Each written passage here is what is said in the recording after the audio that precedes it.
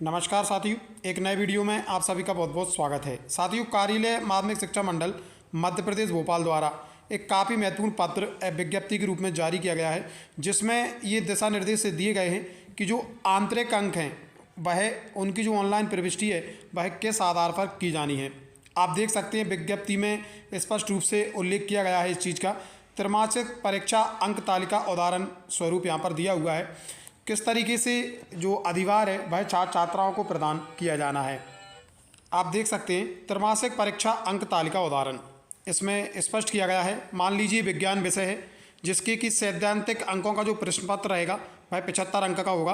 प्रायोगिक या प्रोजेक्ट 25 अंक का होने वाला है, यानी कि कुल मिलाकर 100 अंक। इसी प्रकार यदि किसी छात्र छात्रा ने सैद्धांतिक में 75 में से 60 अंक प्राप्त किए हैं, प्रोजेक्ट में 25 में से 20 अंक प्राप्त किए हैं, तो इस तरीके से उसके कुल अर्जित अंक यहाँ पर 80 हो जाएंगे। अब आपको 80 का अधिकतम 5% आपको त्रैमासिक एंट्री के रूप में करना है, तो 80 का 5% यहाँ पर आप रख देंगे 4 अंक।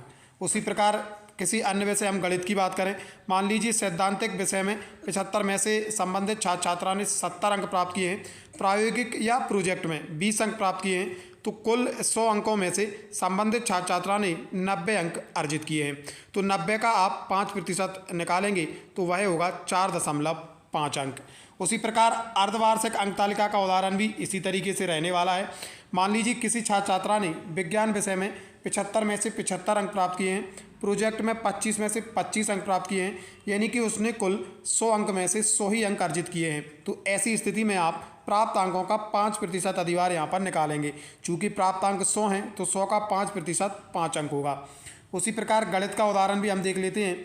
सैद्धांतिक में मान लीजिए 75 में से 45 अंक प्राप्त किए हैं, प्रायोगिक में 15 अंक प्राप्त किए हैं, तो कुल अंक जो अर्जित किए हैं छात्र छात्रा ने वह होंगे 60, और 60 का आप 5% निकाल लेंगे जो कि 3 अंक होने वाला है। इसी प्रकार आप जो अन्य विषय हैं उनकी भी गणना इसी प्रकार से आप कर लेंगे।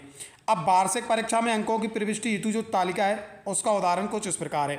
मान लीजिए विज्ञान विषय में प्रायोगिक या प्रोजेक्ट में जो कि 15 अंक का होगा उसमें 14 अंक प्राप्त किए हैं। त्रैमासिक परीक्षा का 5% जो कि आप पहले निकाल चुके होंगे वह 4 अंक हैं, और अर्धवार्षिक परीक्षा का 5% 5 अंक हैं। तो इस प्रकार संबंधित छात्र छात्रा के प्रायोगिक में 14, त्रैमासिक परीक्षा का अधिभार 4, अर्धवार्षिक परीक्षा का अधिभार 5, उसके कुल 23 अंक हो जाते हैं। तो ये जो 23 अंक हैं ये कुल आंतरिक मूल्यांकन 25 अंक में से संबंधित छात्र छात्रा को अर्जित किए गए हैं।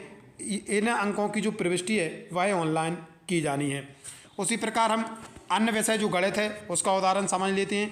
मान लीजिए संबंधित छात्र छात्रा ने गणित के प्रोजेक्ट में 15 में से 13 अंक प्राप्त किए हैं वार्षिक में, और जो त्रैमासिक परीक्षा का 5% अधिभार था वह उसका 4.5 अंक था। उसी प्रकार अर्धवार्षिक परीक्षा का जो 5% अधिभार था वह उसका 3 अंक था।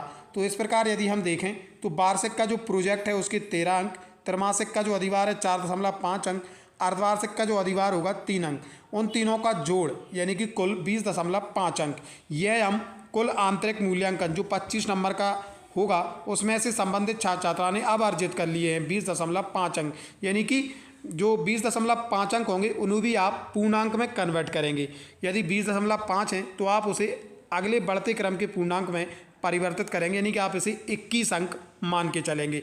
और यदि 20.5 से कम है, मान लीजिए 4 होते, तो आप इसे 20 अंक मान के चलते। इस प्रकार से आप ऑनलाइन अंकों की प्रविष्टि करेंगे। तो ये काफ़ी महत्वपूर्ण मार्गदर्शन पत्र ऑनलाइन अंकों की प्रविष्टि के संबंध में कार्यालय माध्यमिक शिक्षा मंडल मध्य प्रदेश भोपाल से जारी किया गया है। इसी प्रकार हाई स्कूल के अन्य विषयों की गणना कर ऑनलाइन अंकों की प्रविष्टि की जाए। समस्त संस्था प्राचार्य निर्धारित समय अवधि में प्रायोगिक परीक्षा संपादित कराते हुए अंकों की प्रविष्टि सुनिश्चित करेंगे। तो आप देख सकते हैं प्रायोगिक परीक्षा संपन्न कराते हुए उनकी जो ऑनलाइन अंकों की प्रविष्टि है वह कुछ इस प्रकार की जाना है। तो साथियों, ये था आज का महत्वपूर्ण अपडेट। कैसी लगी जानकारी कमेंट बॉक्स में अपनी प्रतिक्रिया अवश्य दें, और ऐसी जानकारी समय समय पर आप लोगों तक पहुँचती रहे इसके लिए आप हमारे चैनल को सब्सक्राइब जरूर कर लें। बहुत बहुत धन्यवाद मित्रों।